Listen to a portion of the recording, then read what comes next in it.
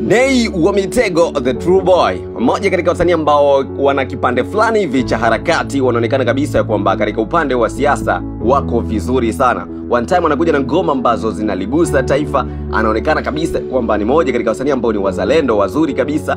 Lakini pia one time anakuja na ngoma ambazo anawachangamsha vijana na vitu vingine kama hizo hapo. Katika siku ya jana, Nay wa Mitego the True Boy ameweza kuachia Insta story yake pale akisema ye kwamba niko single wa ungwana, mimi bado ni bachelor, akionyesha 100% tiki na ka emoji fulani vika kucheka.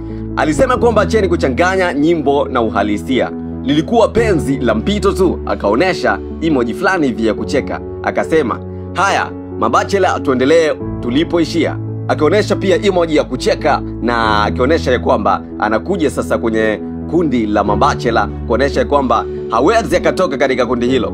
Kuoa au kuolewa sio mchongo, bandugu tuendelee tu kula maisha. Ama ni aje? Moja katika story yake ambayo alikuja kuiweka the True Boy, ambayo ilikuja kuibua hisia kwa watu wengi sana, ilikuja kuwastua watu wengi sana kuona ya kwamba mchezi kuna time ambayo alikuwa anahusika katika mahusiano na watu wengi sana. Alikuwa kuna mwanadada fulani hivi ambaye alikuwa na date naye. One time watu walikuwa wanamjua kabisa ya kwamba the True Boy yupo katika penzi zito, lakini one time amekuja kurudi tena kusema ya kwamba halikuwa penzi la maisha, lilikuwa penzi la mpito tu. So hayupo katika mahusiano kwa sasa, ubachela uendelee.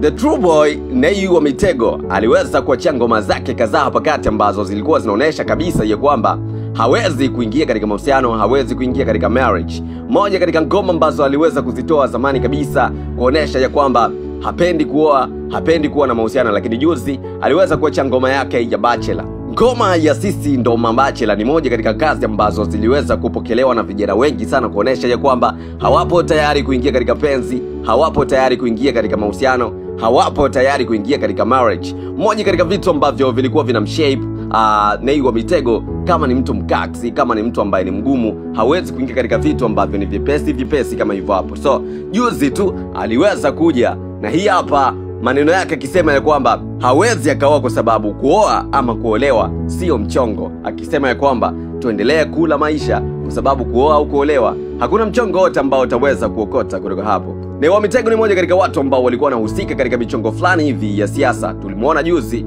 wakati anaingia Basata pale na kutoka, akiweza kuendesha kesi zake ambazo zilikuwa zinamuendesha vibaya sana, akionekana kabisa kwamba ni moja katika watu ambao wameidisi serikali vibaya katika kipindi ambacho matukio ya kutekwa yalikuwa yamekithiri sana. So inawezekana ni kweli kwamba Nay wa Mitego anataka kuswitch kutoka kwenye siasa na kuja katika burudani zaidi, kwa sababu one time anakuja kugusa ngoma ambazo zinawaburudisha watu, akiwa anaimba kawaida, akiwa anakuja kwenye melody ya ngoma za kawaida sana na kuachana na ngoma za siasa. Mimi nataka unipange hapo kwenye uwanja wa comment. Inawezekana ni kweli Nay wa Mitego anaweza kaswitch kutoka kwenye siasa na kuja katika ngoma za kawaida? Nipange hapo kwenye uwanja wa comment. Mimi nitajitu one time G21TZ official Genius, na hii hapa ni G2 Media.